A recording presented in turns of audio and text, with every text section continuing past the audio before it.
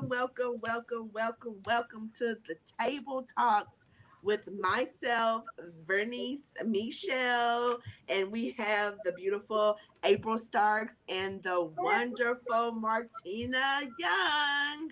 Yes, we are three women who have come together at the table to have relevant conversations, and we invite you to come on in and have a seat at the table. And we are going to talk right now about relationships. We are on part three of our three-part series on building healthy relationships. And on today, we're going to talk about building a firm foundation in relationships because it is very important to build firm foundations. And also, we took a spin off of the three little pigs. One house was built out of hay, the next one was built out of straw, and they threw in some little sticks trying to make it stand firm. But then that third house that was built with brick. And brick, it was the wolf. It huffed and it puffed and it could not blow that house down. And so we are building firm relationships built out of brick. And sometimes when you build relationships or build have connection with people and you're building relationships, I just want to talk about one type of connection that is made is when you have to build those boundaries in relationships, and that is very important to build healthy boundaries and not use brick, because brick is so sturdy and so strong. Sometimes we have to be flexible in those relationships and in the boundaries that we make with each other, with other people. And when you're building a house, just I've never one episode, I can't remember, it was episode one or two, April talked about building a house. And when you build a house, you have to survey the land. You have to put your stakes in to say this is the boundaries of my property against the neighbor's property. And those sticks are invisible, but they're there. And so I want to open that. Let's talk about that discussion about building healthy boundaries and being flexible with those boundaries. And so, would one of you all like to elaborate or begin that discussion on building healthy boundaries? I'll start on a thought from what you said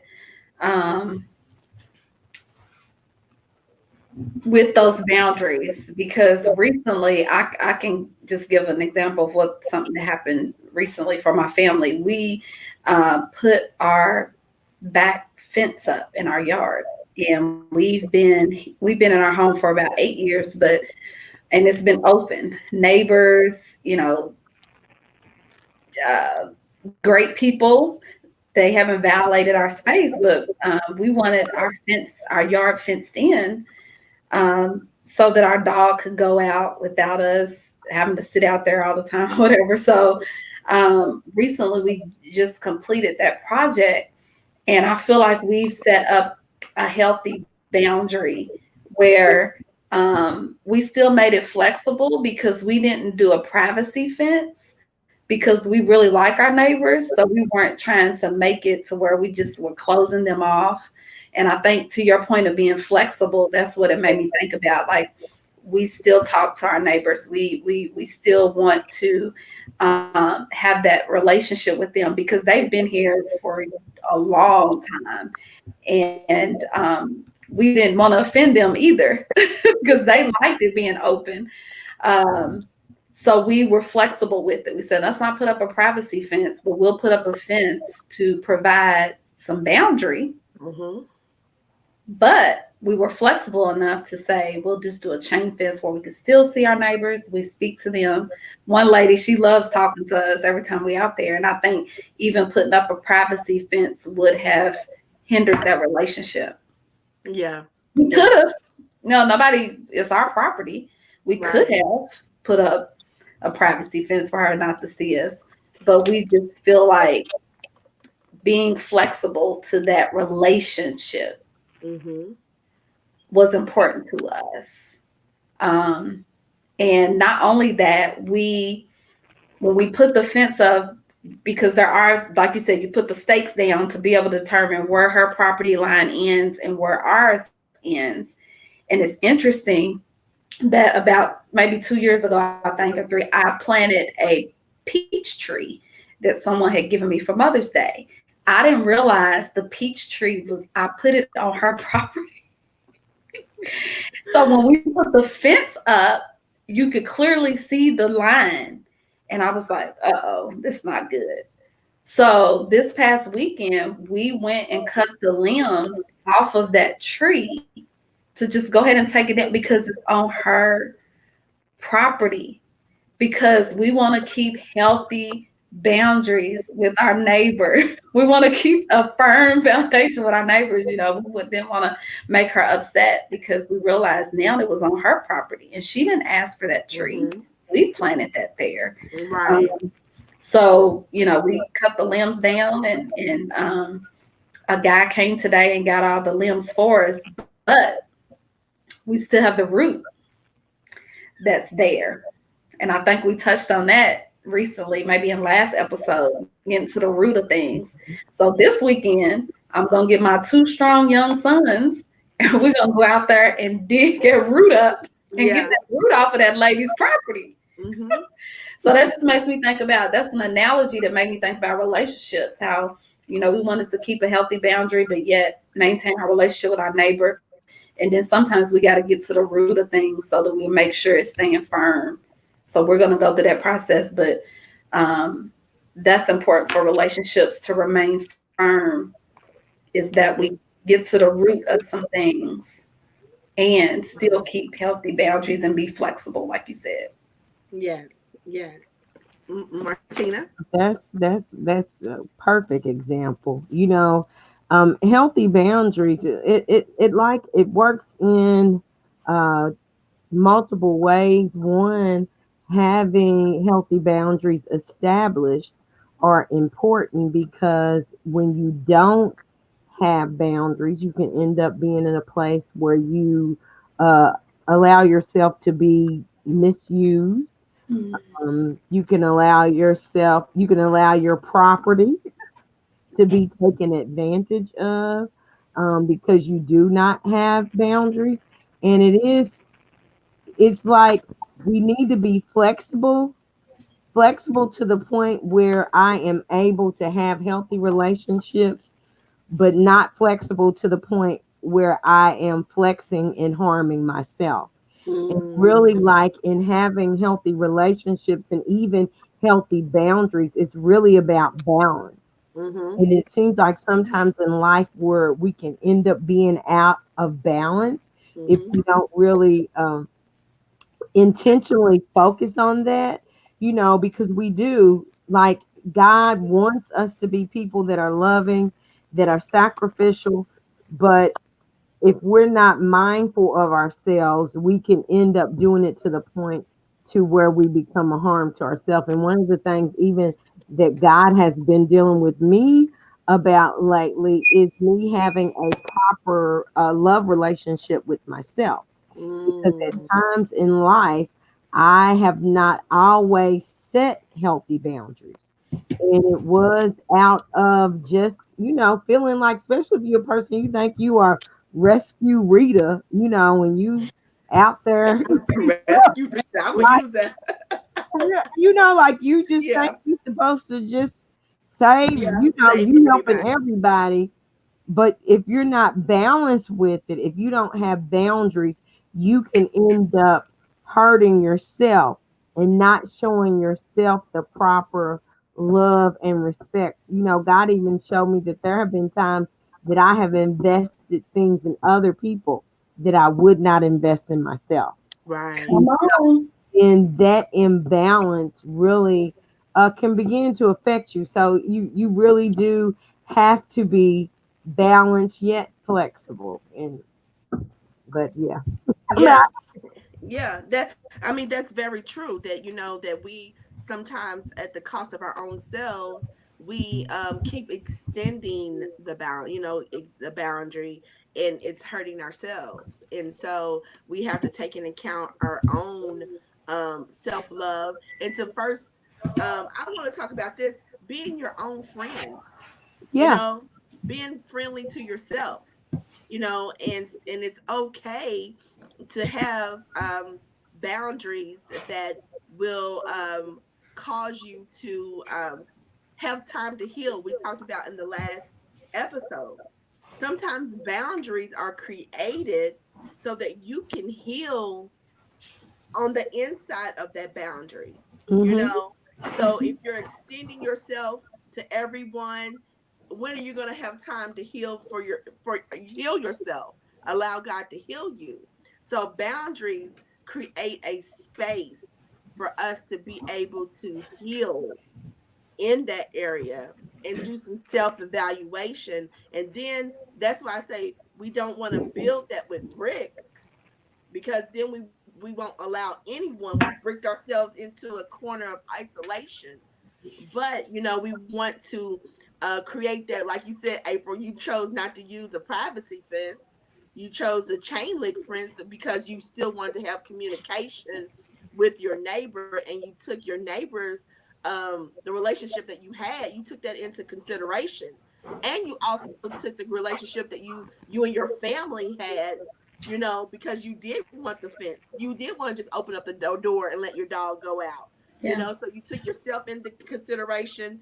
You didn't say, well, we never had a fence up, so we're just not going to have a fence. You know, a lot of times we do that, especially as women. We don't do certain things thinking about the other person so much that we neglect ourselves. And so that's not having good relationship with ourselves, because you have to have that's a part of forming a firm foundation, is first having that foundation within yourself, that relationship and that love aspect with yourself. And so what and the ground, knowing the ground that you are on. When a person they survey the land. They have to see if your ground is sound enough to even build a house on. And so you have to evaluate yourself in the season that you're in, and say, Mhm.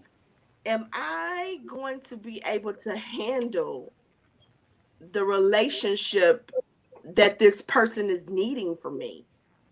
And that's a big question to ask yourself. Am I stable enough? Am I in the space to be able to give what this person is needing from me in this time? So do you all want to expound on that part? Is being a self-evaluation, is, I guess that's what it would be called, in Mhm. entering new relationships. Yeah, I think that's an important question. So hopefully, everybody go ahead and write that down. Am I able at this time to give this person what they need for the extent of the relationship? Because I think we've somewhat steered it towards, even friendship relationships so far, but even like with the dating relationships, you have to think about that and asking yourself, am I able to at this time? So that then, number one, you're not wasting time, Mm-hmm. your time, you're not wasting the other person's time. And then, um, because I think sometimes when we don't ask that question, we take a lot of baggage into relationships that we have not taken the time to heal, let go of, or move on from, and then it affects the relationship. Because Mm-hmm. I think last time we talked about that, unsettled emotions spill Mm-hmm. over into our relationships. So it's probably best to just be honest, to say right now, I can't, whether it's a friend, a new friend you're trying to develop a friendship with, or, maybe, a dating relationship or spouse potential, but really taking that time so that it can flow fully and be firm, and mixed up. I will share, because we've said this from the beginning, that we all advocate individuals getting assistance if you need assistance, talking to someone, going to a counselor. Um, I one thing I love to do is premarital counseling, because I want people to go in a firm foundation, and think through all the situations beforehand, so they can count the cost and survey the land. Mm-hmm. Survey the Yeah. land. Um, because sometimes the worst thing is when you're not able to survey the land, and then you get into something and realize that this couldn't even have been built right here. You bought some property that's not worth anything. It's not working. It's not working well. It's really messing up. And even right now, like in our deck,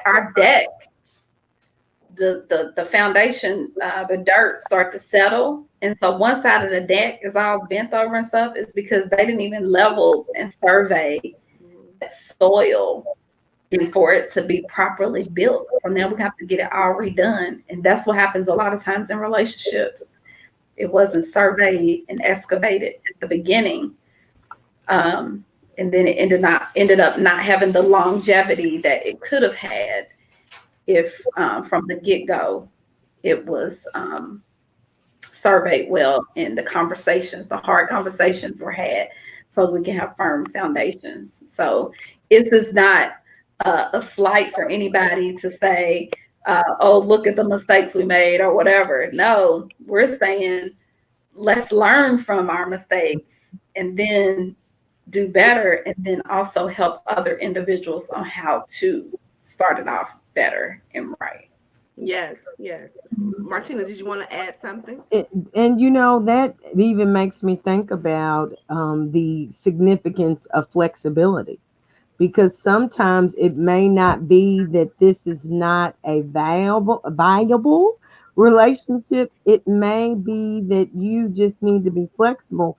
And what I mean by that is that sometimes we have rock hard expectations for somebody, and it may be just in this particular season or time that the person is not able to do what it is that you're used to them doing, or used to the way that they're operating. Like, a very important part in healthy relationships is that within that boundary that we have some flexibility. So, say you have a friend that weekly you all encourage each other with the word and you share. Well, just because somebody has encountered something in their life and they don't have the same level of availability, does not mean that you should discard the relationship. And we need to, like, literally learn to be flexible with people, in the sense of that if your life is in a different space and our relationship has to take a different fold right now, that should not mean that I totally discard you as a friend, And Mm-hmm. there have been times, for me, like, even as events and things pick up ministry wise, when I'm busier, and there are people that expect that anytime you call, you're going to be able to just be Johnny on the spot and run. At times, I had to be honest with people and say, I just don't have the time that I used to have. Like right now, I have a whole bunch of projects going on, and so my time is limited. It's not that I don't care, I just do not have the time right now.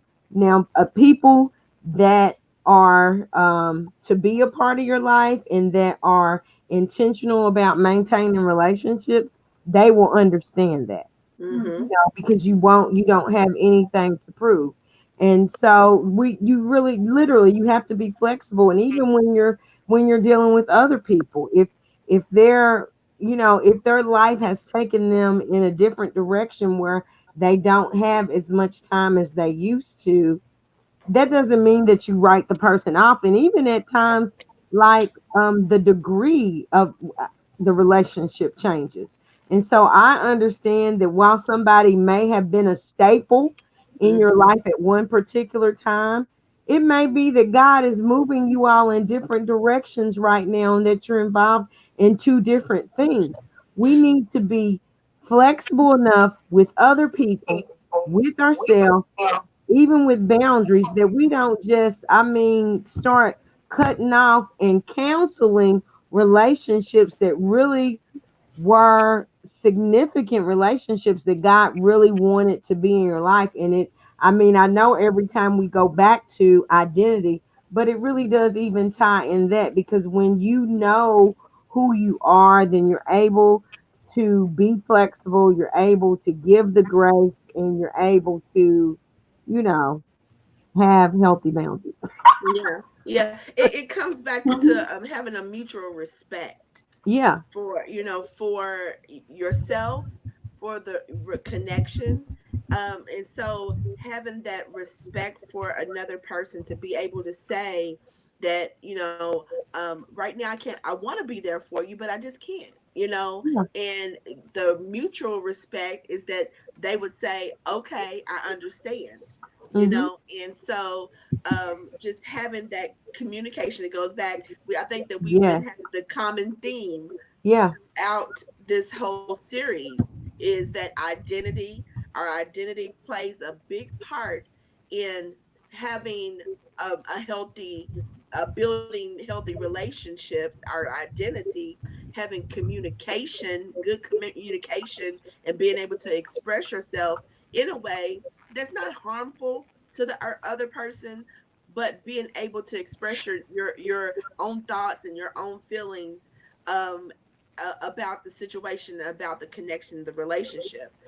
So communication is very, very key Mm-hmm. in forming a firm foundation. And April, I just keep thinking about, the peach tree, and your friend and your neighbor, that respect of you, even saying, I'm just going to go ahead and just pull it up, and Mhm. have it, and not have that tension or whatever. The tree is there, it's fine. It's okay. And just addressing those things, that's all in forming a firm foundation. And then within our families, that's a topic that, Mhm. that I want to touch bases on, just for the in the last times that we have, is our Yeah, please do. yeah, Yeah. our Yeah, family. please do. Because I wanted it to be hopefully well rounded, where it Yeah. wasn't so, we're not so much focusing on like friendship relationships, because there's relationships cover so many other areas. Really. Yes, yes. And so, in our families, cycles keep coming up, Mm-hmm. and I just, a little bit of transparency for me, and not without going into details, I had to create a boundary with a family member, and it was out of protection for my emotional state of mind. And I had to tell this person that we keep going through these cycles. We keep going through the cycles until we go to the root and handle the root cause. We're going to continue to go through these cycles. But then once I realized that that cycle that I was having with this person, I saw it rise up within my next generation, and so that cycle was continuous within the family, because the root had not been addressed. And so the foundation of our family, that part has to be addressed. And difficult conversations have to be had, or Yeah. else we will continuously have those same issues. They will continue to rise because the root was not taken care of, Mm-hmm. you know. And so, do you all want to expound on that part, dealing with the root to, get that foundation? I'm sure that, if you decide to redo your deck, April, that you're going to have to go in and level some things out that should have been done with the builders of the house, Mm. you That's know. right. And Mm-hmm. because that was something that should have been handled years ago, but it Mhm. wasn't. So here you are, a new owner of the house, having to deal with some things that should have been handled from the past. And that's what happens with our families. You know, things that should Yeah. have been handled years ago. Mhm. You know, here it is landing in this current generation's uh, plate, and they have to handle those situations. So, do you all want Yeah. to expound on that?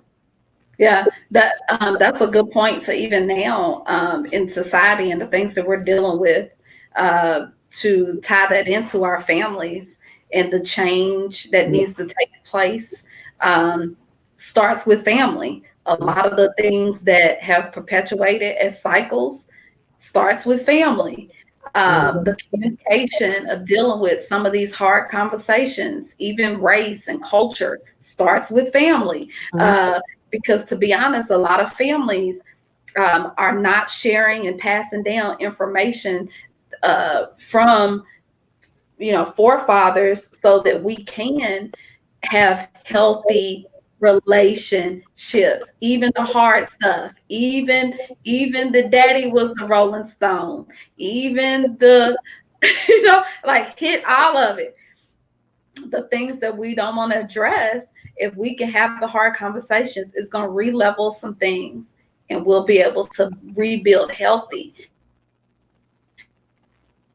Somebody has to take the initiative. I believe personally that during this time there are people being risen up in families that are being the leaders of some things, probably the unlikely ones. They might not be the oldest, they may not be the one that everybody's looking to, but they're going to step up and start the process.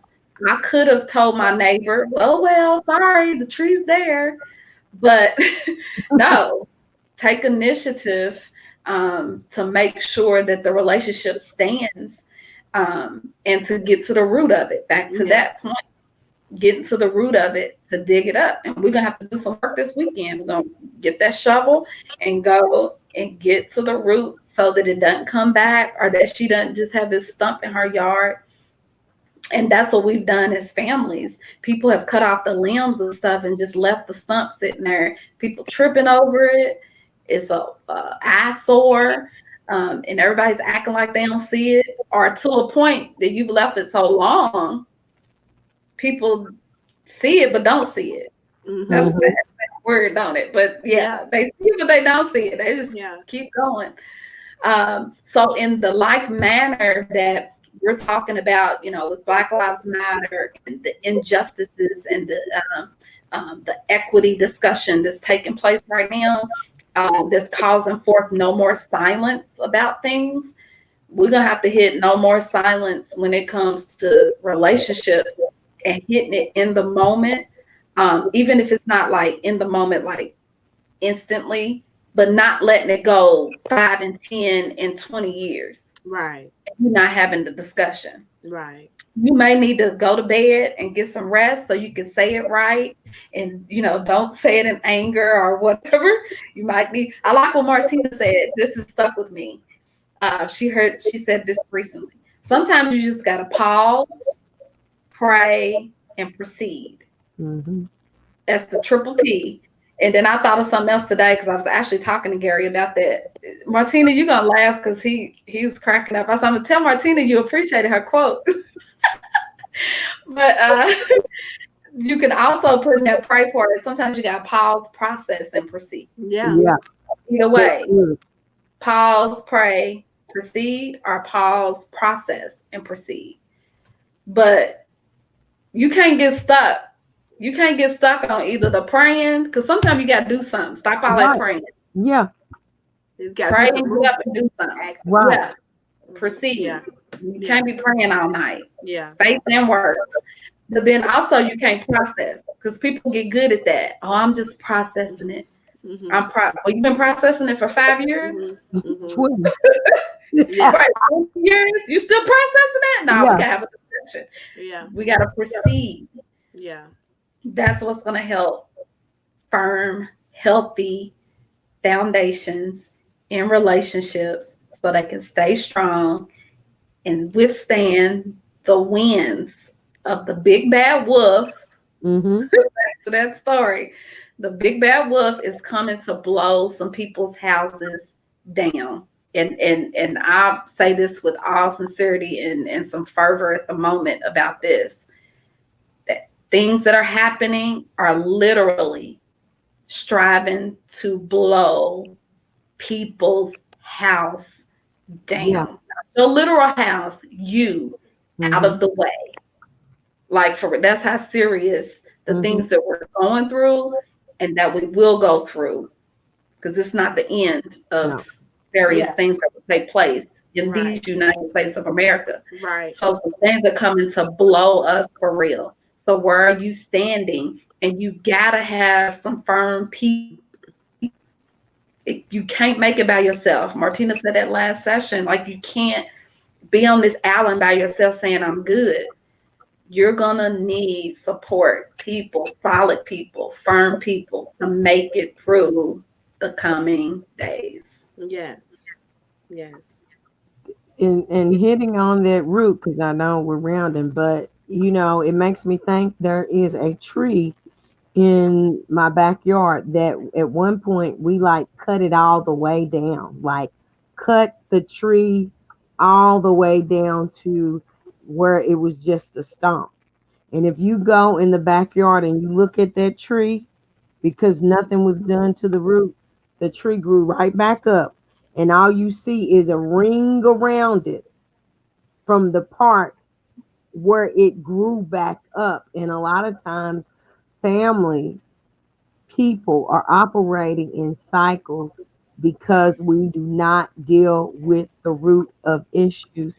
And there are things that appear to be generational cycles, generational curses that go from one generation to another simply because we have never addressed what the root of the issue was. We, refusing to have the conversation.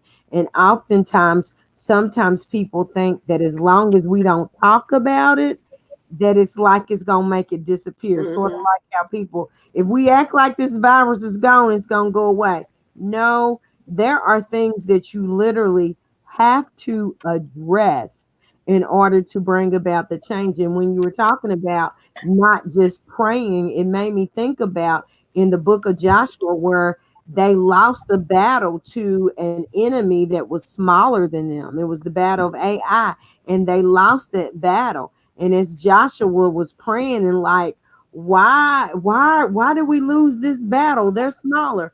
And he was praying, and God said, "Get off your face. There's sin in the camp." And oftentimes there are things that we have in the camp that we need to address, that until we deal with those things, they keep going. And often sometimes that is the open door for different dysfunctions within family. It is the door to different sicknesses. And oftentimes, and I'm going to say this and I'm going to shut up. Oftentimes, these things have been formed. One of the things that God recently revealed to me, even about my family. He was like, some cycles were what you did to survive. They were Mm-hmm. survival patterns. Yeah. My mother grew up in the deep South.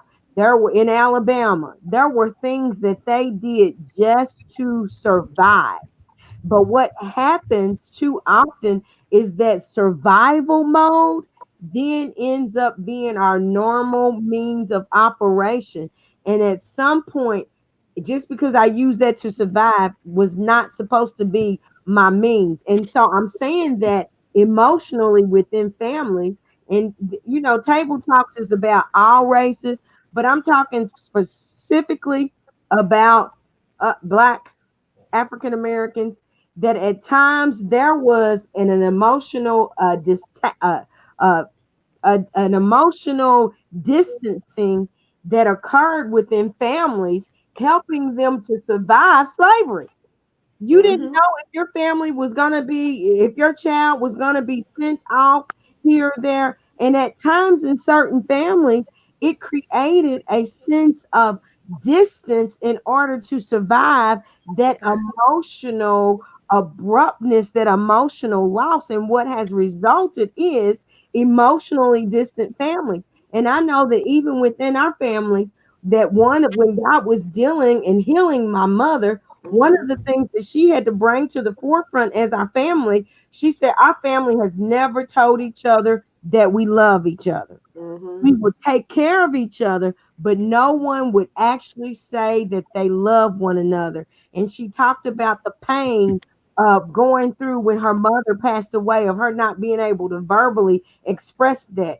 And she said, that has been all of my life, but we are going to break it here with this generation. Because at the time, even me and my siblings, we wouldn't show love to each other. And she said, we're breaking it, and it breaks today. And she got up, hugged me, said, I love you. I said, I love you. And from that point on, it broke within our family to where God not only he healed her body, but he also healed our families. And it's like we have to come to that place where we address these cycles and patterns so that we do not continue to walk in them. Yes, that's what you use to survive, but that's not what you're going to use to thrive. God is shifting us from surviving to thriving. That's a whole new level of growth. But anyway, Jesus. That's a mic drop. And so, just like that, our episode has come to these episodes. I tell you, the 30 minutes or so, a little bit over that we go in, we are we try to provide quality information and impactful conversation that you can take these nuggets that we give and apply them to your life so that you can be transformed and renewed. And so we like to, at the end of each episode, we like to give a leftover so that you can then go and place it in the microwave of your heart and warm it up and apply it to your life and be filled. And so I'm going to ask Martina first to give her but that last her whole last little statement was everything. But I'll ask Martina and then also April to give their leftovers. But I want to just tell you at just a 4 words: address it. Well, 5 words: address it, don't suppress it. That healing, and then we have to build. And so Martina and then April, if you all can give your microwave moments. This microwave moment is gonna be drop it like it's hot. No, but it was from the microwave. But one, to know that you are loved by God, that you would receive the love of God. As we embrace that love, God then in turns helps us to embrace love for ourselves. And as we seek Him, give us balance even in how to love each other. We just don't want to continue operating in cycles of dysfunctional love. So with this relationship series, we're just praying that it would be a time that we rehabilitate relationships and rehabilitate authentic love. Yes. Mhm. My leftover would be you are stronger than you think. I just want to encourage somebody with that. You are stronger than you think. And sometimes difficult situations help pull out the best of you. So hopefully during this series, it has helped you self reflect and assess where you are so that you can dig deep to the strongest, firmest part of you and build healthy, firm, solid relationships in your family, with your friends, people in your circle of influence, so that ultimately we can all grow and be what we're purposed to be. Yes. Yes. Um, we need each other to survive. You know, relationship is what God created us to be in. And so we hope that you all receive something out of this 3-part series. If you missed the first two, go back and watch. I know that you will get something out of it that you will be able to apply to your life immediately, and just grow and develop a better understanding of yourself, is what I pray for you all. And so, thank you so much for having a seat at the table with myself, Martina Young, and April Starks. And we will see you next time. Thank you so much for joining us. Be blessed. Be blessed. We need you to survive.